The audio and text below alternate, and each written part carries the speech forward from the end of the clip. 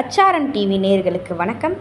இன்றைக்கி திரைவிமர்சனத்தில் நம்ம பார்க்க போகிற திரைப்படம் அந்த 7 நாட்கள்.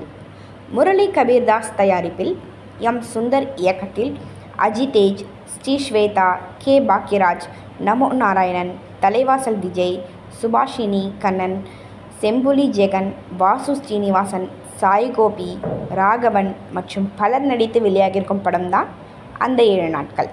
கதை: வானியல் ஆராய்ச்சி மாணவரான அஜிதேஜ் 300 ஆண்டுகளுக்கு ஒரு முறை வரும் அதிசய சூரிய கிரகணத்தை பார்க்கிறார். அப்போது அதிசய சக்தி அவருக்கு கிடைக்கிறது.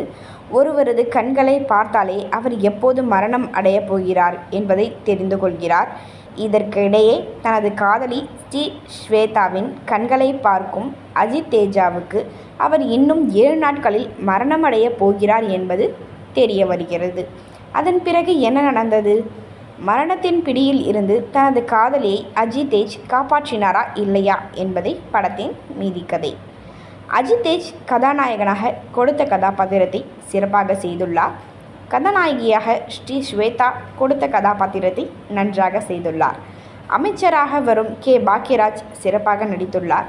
நமோ நாராயணன், தலைவாசல் விஜய், சுபாஷினி கண்ணன், செம்புலி ஜெகன், வாசு ஸ்ரீனிவாசன், சாய்கோபி, ராகவன் என இதில் நடித்திருக்கும் அனைவரும் அவரவர் கதாபாத்திரம் உணர்ந்து சிறப்பாகவே நடித்துள்ளனர்.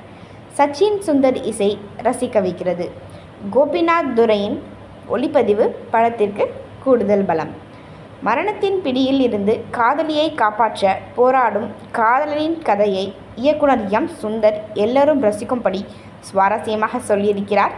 இன்னும் திரைக்கதையில் கொஞ்சம் சுவாரஸ்யப்படுத்தியிருக்கலாம். பாராட்டுகள். அனைவரும் அச்சாரம் டிவியை சப்ஸ்கிரைப் பண்ணிக்கோங்க. கூடவே அந்த பெல்லைக்கான மறக்காமல் ப்ரெஸ் பண்ணுவீங்க. நன்றி.